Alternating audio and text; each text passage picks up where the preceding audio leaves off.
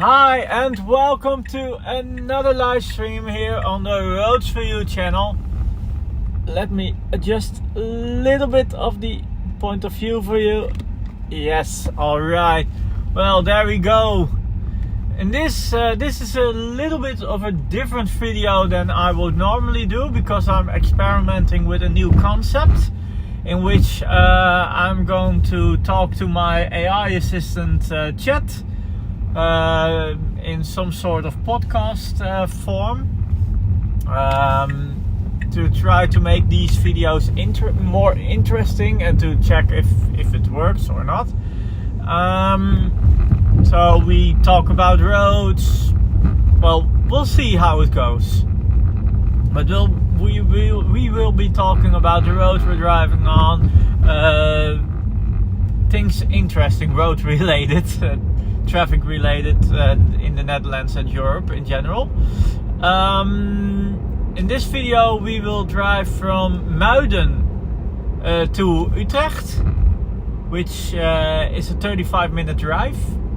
It's a beautiful weather today. The sun is shining, so I hope you enjoy this video already. Please leave a like and a subscribe, click the bell button.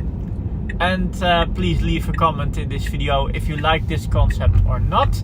If you don't like this concept, please be brutally honest, because I don't want to do something that's not interesting.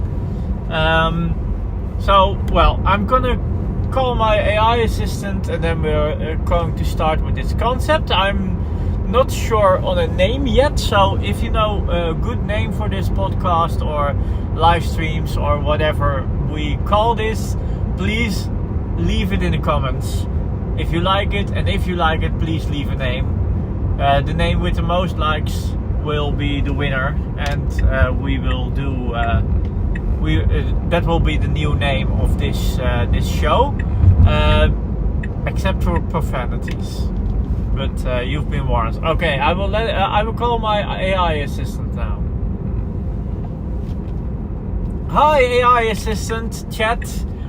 This is the new concept we've talked about. This is the podcast on Roads For You, and we are driving from Muiden to Utrecht.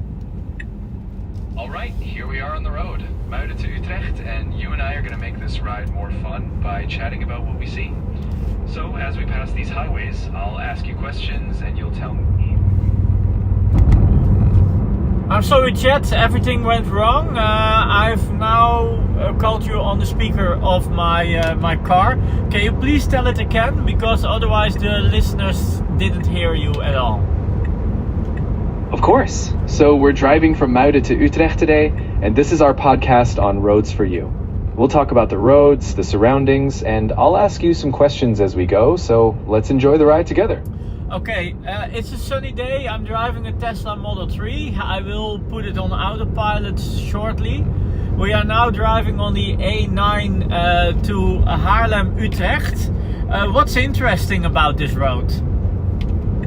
Well, the A9 is quite iconic for connecting the Randstad regions, but what I love is how it shifts from more urban stretches into greener areas.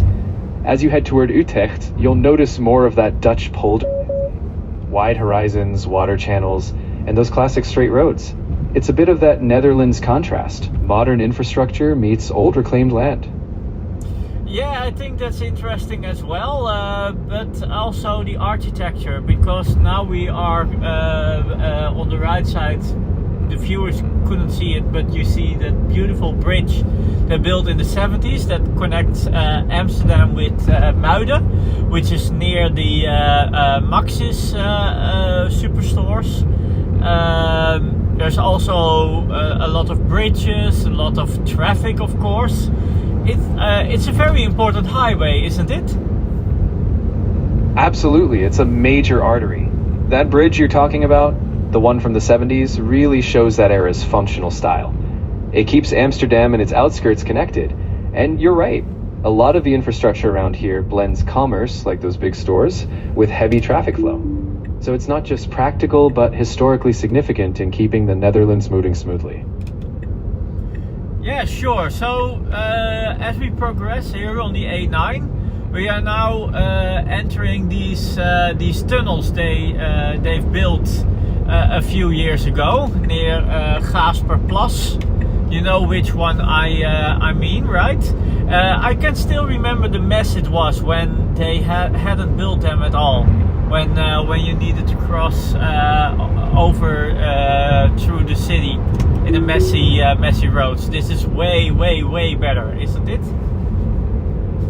Oh, absolutely. Those Gasperdammer tunnel sections changed the game. They really cleared up the old surface level congestion and gave the area above more space for parks. So now, instead of messy intersections, you're smoothly cruising through, and it's a lot more peaceful for the neighborhoods. Definitely a win for everyone. Yeah, and but I do remember it took a while for them to build these tunnels. How long did it take to build these tunnels? Yeah, these big infrastructure projects take time. The Gasperdammer tunnel was under construction for about 6 years, roughly from 2014 until it opened in 2020. But now we get to enjoy the smooth ride and less noise up top. Is it already 5 or 6 years ago that they opened these tunnels? I still remember it like yesterday, and I still remember the mess it was when they were building these tunnels. Time flies, doesn't it? Once something becomes part of daily life, it's almost hard to imagine the chaos before. But hey, at least now we're cruising through smoothly, and it's all part of the memory of progress. It was quite an extensive and expensive project, but what was the situation before they started building these tunnels? And because I remember profoundly when they were building these tunnels, because then it was really a mess because of all the road infrastructure temporarily road infrastructure they built for these for the construction of these tunnels. Oh yeah, before those tunnels, the A9 the residential areas, especially in Amsterdam Zuidoost.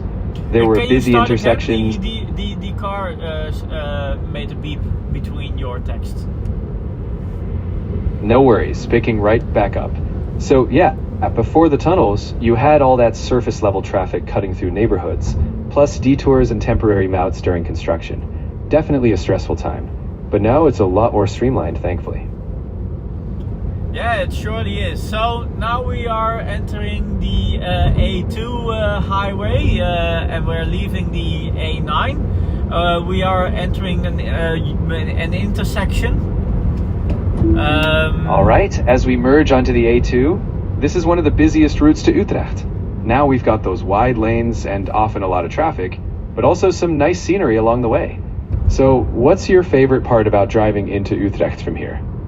Well, I don't say my favorite part, but it's one of the most interesting parts is where you have the trajectcontrole part, because everyone needs to brake before they enter the trajectcontrole part. Ah, the trajectcontrole. Yep, that always keeps people on their best behavior. It's fascinating how everyone suddenly sticks perfectly to the speed limit. But hey, it does give a calm, steady flow as you get closer to Utrecht. No surprises, just smooth sailing. No, it surely does, because everyone knows that there's 100% chance of a fine when you drive too fast over there. So everyone is holding on to the speed limit. But it's also very nice surroundings. You see a lot of scenery. You are not really in the city. You are more in the outskirts of the Netherlands. So it's a pretty much a Dutch surroundings. However, I always wonder why they picked that specific part of the A2 highway to be in the trajectcontrole. It's usually chosen for safety and traffic flow. That stretch likely had higher accident rates or congestion before, so enforcing a steady speed keeps it safer and smoother.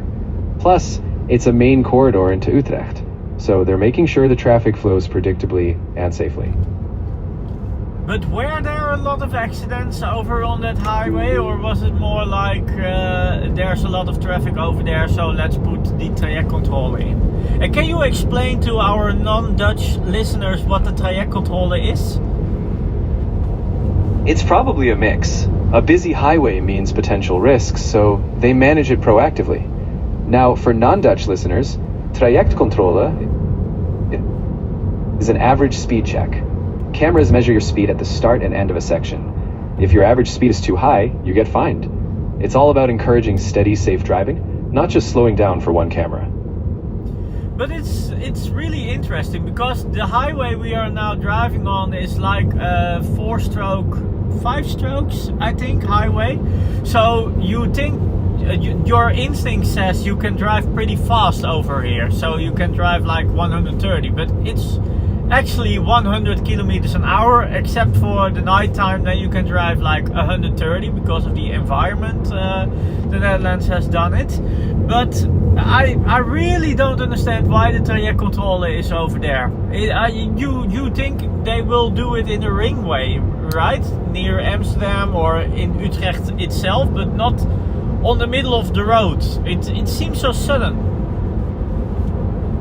It does feel subtle, right? But that's often the point. They pick stretches where steady flow helps prevent abrupt speed differences.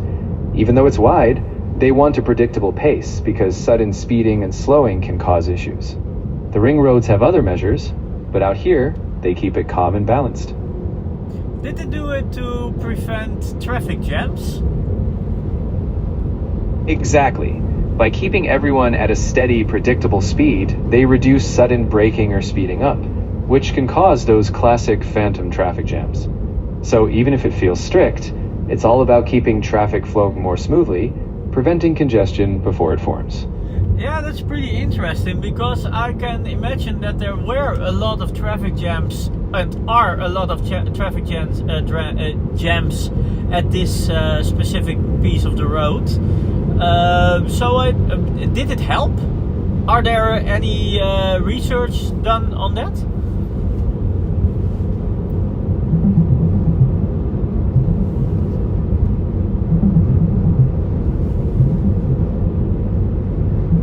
Yes, research shows that the trajectcontrole on the A2 has helped reduce traffic jams.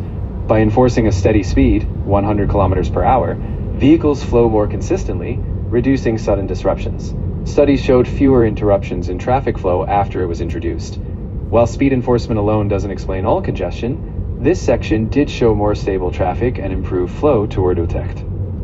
Okay, so that's pretty interesting, but to be honest, the fines are pretty high. I remember like 10 years ago, I forgot I was driving in the trajectcontrole, so I drove, instead of 100 kilometers an hour, I drove 120, so I got a fine of 250 euros, which back then was also already a huge fine, but now I think it's even higher when you drive at such a speed.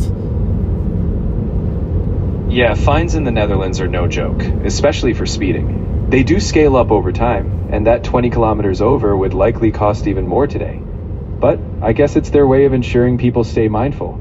Painful lesson, but I'm sure you haven't forgotten since.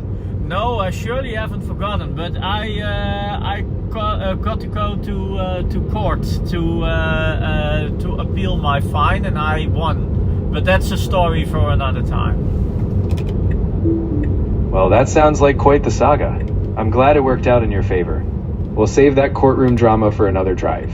For now, we'll keep it nice and legal at 100 kilometers per hour. Yeah, I'm surely driving 100 kilometers an hour on the autopilot function of the Tesla, which is pretty smooth and easy over here. It's really a nice day. I'm now driving on the trajectcontrole part of the highway. You see the 5 lanes and you see a lot of traffic, but it's already all the traffic is going pretty smoothly, so that's very nice. That's the best feeling. Sunny day, smooth traffic, and a bit of autopilot. It's like the perfect setup for a relaxed, safe ride. And of course, a great excuse for our road chat. So let's enjoy the ride all the way into Utrecht. It surely is a smooth drive. I love the autopilot function on my Tesla Model 3 from 2019. Do you think the full self-driving mode will come to my car, or is it only reserved for the newer cars? Your 2019 Model 3 is definitely capable of getting the full self-driving updates, as Tesla tends to roll out new software features to older models too. As long as you've got the right hardware and updates, your car can evolve right along with the newer ones. But does my car have the right hardware? Because I'm reading different articles talking about it. Your 2019 Model 3 likely has the base hardware for autopilot, but Tesla did revise cameras and processors over the years. If you opted for the full self-driving package or decide to upgrade, Tesla often offers hardware retrofits. If you're unsure, Tesla service can always confirm if any upgrades are needed. Okay, so that's pretty interesting. I'm wondering how much is going to change the automotive world after the RDW approved the FSD function on Tesla. And I'm wondering how it's going to change the automotive world and all the other cars that's driving on the road. I think most of the cars will be fitted with some sort of full self-driving function in about 10 years, and then everyone thinks it's pretty normal, because at this moment most people are still a little bit hesitant to have a car that drives itself, but I think it's safer and more relaxed driving if you drive daily. I think you're onto something. As the tech matures and regulations adapt, that hesitation will fade. In a decade, a lot of people might just expect their car to handle most of the driving. And like you say, once people feel how relaxed and safe it can be, it'll become the norm. It's exciting to think about how the roads will transform. Yeah, it's pretty exciting and it's pretty interesting, but it's also a little bit boring. To be honest, I enjoy older cars more. So like I drove two Saabs, Saab 900i from 1992, and I had a Saab 9000 from 1997, but the other Saab exploded, as you know, and as our listeners / viewers know. But I like to have a choice. So for daily driving, I like to use my Tesla Model 3 and the autopilot functions, because I'm a lot of on the road. And for more fun drives, I rather use my Saab 900i from 1992.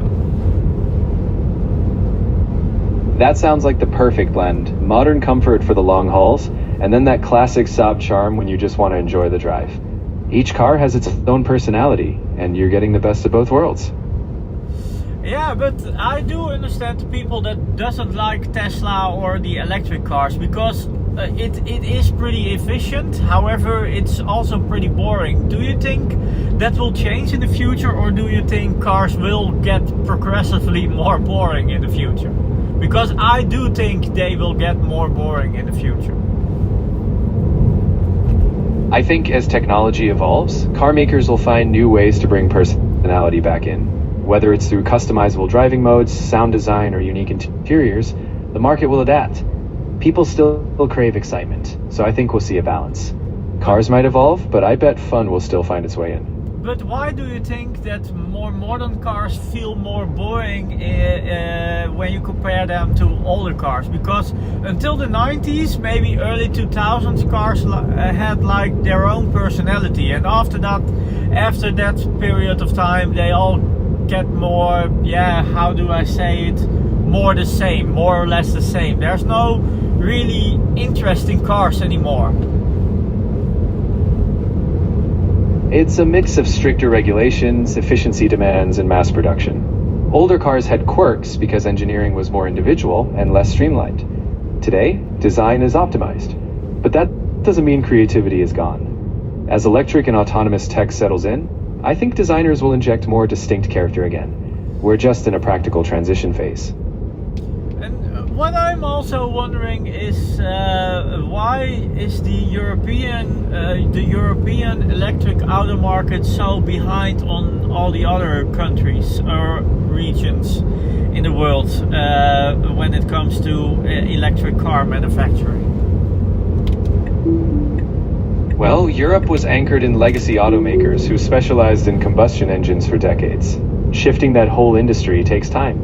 But Europe's catching up fast. Strong policies, investments, and brands like Volkswagen, BMW, and Volvo are pushing EVs hard now. So while they started a bit slower, the momentum is definitely building. Okay, so let's get back to the road I'm driving on. I'm still driving in the trajectcontrole region on the A2 highway. It's a beautiful surroundings. You see a lot of farmlands, a lot of flowers, a lot of bicycle bridges and bicycle lanes in the far distance, because, well, we're driving in the Netherlands and we love to bicycle. But it's just beautiful surroundings. But can you tell me a little bit about the history of the highway I'm driving on? The A2 is one of the Netherlands' most important highways, dating back to the early 1950s. It connects Amsterdam, Utrecht, and Maastricht, so it's a key north-south route. Over the decades, it's been widened, modernized, and adapted, like the trajectcontrole. It's vital for connecting Dutch cities and has seen huge growth, making it the backbone of travel and trade. So, you're driving on a real piece of Dutch infrastructure history. I didn't know the highway was so old. It started in the 1950s, but now you say it's really logical that they built that highway back in the day. But it was one of our first highways. Exactly. It was one of the earliest major highways. As car ownership grew post-war, they needed better routes between big cities. So the A2 grew in stages, starting smaller, then expanding into the multi-lane artery we know today. It's seen a lot of Dutch mobility history roll across it. Is it true that in those early days our highways didn't have any speed limits, and why was that? Yes, that's true. In the early days, Dutch highways didn't have formal limits, partly because there were fewer cars and less speed variation. The idea was a sense of personal responsibility. But as traffic increased and safety became a concern, speed limits were introduced in the 70s. It's all about adapting to a more crowded, complex road network. When did they imply the speed limits? The first general speed limits in the Netherlands came in 1974. Before that, speeds were more loosely advised. But the oil crisis of the early 70s was a big push. Limiting speed saved fuel. From there, limits were fine-tuned for safety and the growing number of vehicles. It's evolved ever since.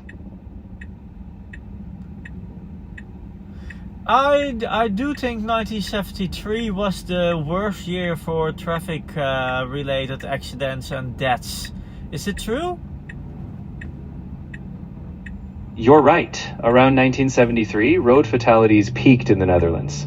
More cars, no speed limits, and less advanced safety all contributed. That's exactly why the 70s brought big changes. Speed limits, seatbelt laws, and better road design. Since then, safety's improved dramatically. Yeah, it really was a turning point back in the day. I had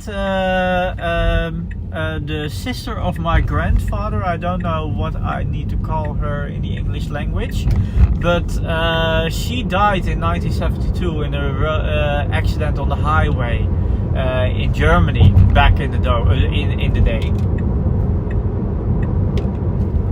I'm sorry to hear that. In English, you'd often just say your grandfather's sister. Or you could say your great aunt. Those highway accidents were all too common then. It's a tough reminder how much safety has progressed since. So we're now driving on the N230 near Maarsen, which is near Utrecht. Can you tell me a little bit about the road I'm driving on? Which also features a trajectcontrole, by the way. The N230, often called the Ring Utrecht North, helps traffic move around Utrecht without cutting through the city center. It's a key bypass, linking the A2 and A27. With trajectcontrole, they keep speed steady for smoother, safer flow. The route itself passes scenic spots near the Vecht River, balancing function with a bit of Dutch landscape charm. Is it a busy road? Yeah, it does get busy, especially during rush hours. Since it connects multiple major highways and helps local traffic around Utrecht, you'll see a good flow of commuters, trucks, and regional traffic. But that trajectcontrole helps keep it all smooth and predictable.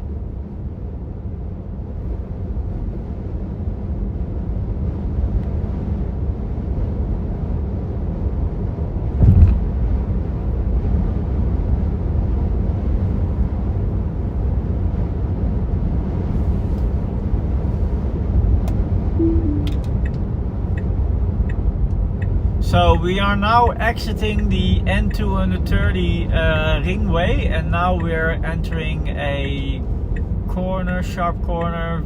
30 kilometers an hour is the advised limit, and now we are going to Maarse, which is here to the left. So we are now exiting the N230, and now we are entering another road which is called the N404, 404.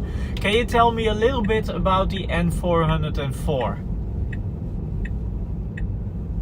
The N404 is a smaller regional road linking Maarsen and the nearby villages. It's more local in feel, less about high speed, more about connecting towns, farms, and neighborhoods. You'll probably notice a more relaxed, scenic drive. Think canals, greenery, and that Dutch village charm. It's a nice change after the big highways. It surely is. It's a lot of greenery around here. It's certainly beautiful. The speed limit is 50 kilometers an hour. I set it on autopilot because why not? But there's now a van behind me who is trying to push through my car, which is very annoying.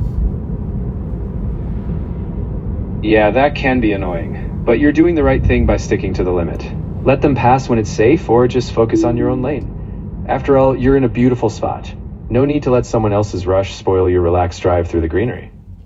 No, and to be honest, I'm always driving a little bit like a grandma because I don't like to be in a hurry. So I'm also always driving pretty slow because why not? And I like to enjoy the scenery. And I'm driving on autopilot, so why speed? Honestly, that sounds like the perfect mindset. If you're enjoying the drive, the scenery, and keeping it safe, you're doing it right. Sometimes a relaxed cruise is exactly what you need. No rush, just you and the road, and maybe a nice chat along the way. I love early spring. You see a lot of greenery, you see a lot of more older cars on the road, which are pretty interesting because people like to drive when the weather is fine. And well, what more can I say? It's still a beautiful way to enjoy your day here in your car. You said it perfectly. Early spring is that sweet spot where nature's waking up and people are dusting off their favorite cars. So with the road, the view, and a bit of nostalgia on wheels around you, well, that's a pretty great way to enjoy the day. Okay, so we are now entering the end of our podcast. We have still 6 minutes to go to our destination, but I want to talk a little bit about the podcast. Do you think this is the right way to do it, or do you think we can improve these videos or this podcast / live stream we're doing? I think you're onto something really engaging. The casual chat adds personality. If you want to improve it, maybe vary topics, mix road insights with personal stories, or even local history. Also, some listeners love interactive bits, questions for them, or asking them to suggest routes. But your relaxed, authentic vibe is already a strong foundation. Can you maybe tell a little bit about the history of Utrecht to our non-Dutch listeners? Absolutely. Utrecht is ancient. It dates back to a Roman fort around 50 AD. Over the centuries, it became a religious and cultural hub, known for its stunning dome tower. Utrecht was central in medieval trade and later played a big role in Dutch history. Today, it's a vibrant university city, blending historic canals with modern life. It's basically a gem of Dutch heritage. I think it's one of those you must have been there cities when you go to the Netherlands. I'd say so. Utrecht gives you that classic Dutch charm. Canals, vibrant terraces, and history, without the full hustle of Amsterdam.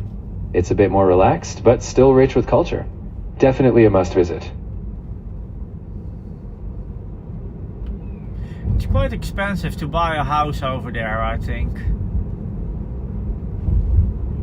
Yeah, you're right. Utrecht's popularity means housing isn't cheap. The city's central location and historic charm drive demand. But that just shows how desirable it is. People love to live there.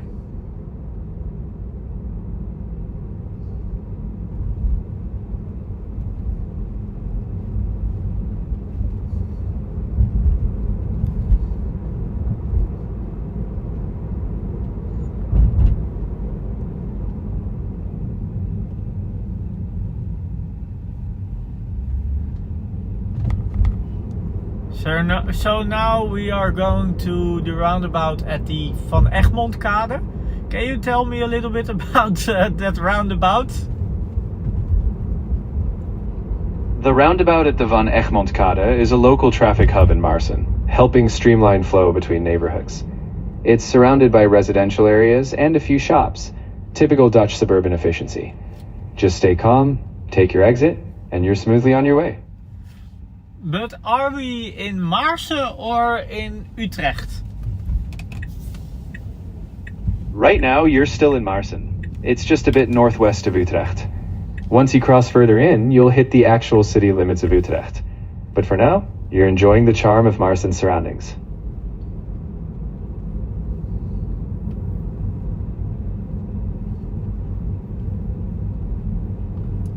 So I'm now going to the Royaards van Hamkade. Is parking free over there or do you need to pay? In many parts of Maarsen, including areas like the Hamkade, parking is often free or has limited restrictions, especially compared to central Utrecht. Of course, always check local signs, but it's generally more relaxed parking-wise than the city center. I see you need to pay a sign over there, so I'm guessing I need to pay. Then you've got a paid zone. Yep, always trust the signs. Just pop over to the meter or app, pay for your spot, and then you can relax and enjoy your time in Maarsen. No stress.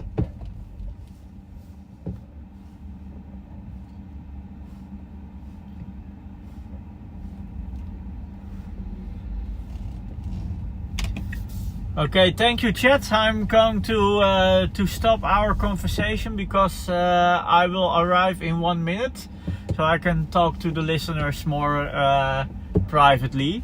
Thank you for joining this podcast.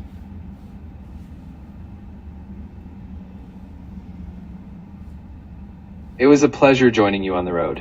Take care and enjoy the rest of your drive. Okay, so we are nearing the end of our journey. Please let me know if you enjoyed this conversation I had with chat. I think it was still a little bit difficult, but that's also because I don't speak English that often, so my English isn't perfect yet, but I'm trying to improve it. Please let me know if you like this kind of conversations or this kind of content, or that you really more enjoy a quiet drive or just me talking without the AI. I think it is quite interesting, but I think it also can be improved, but you have to be the one that let me know how to improve it. Please leave a like and a comment, and subscribe to my channel because it helps grow my channel.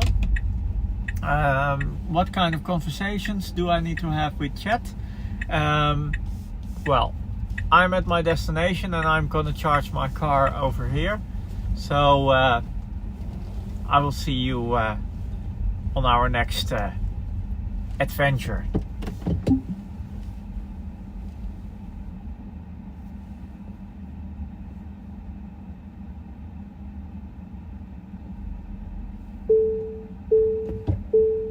Thank you very much for watching this video, and I will see you the next time. Goodbye!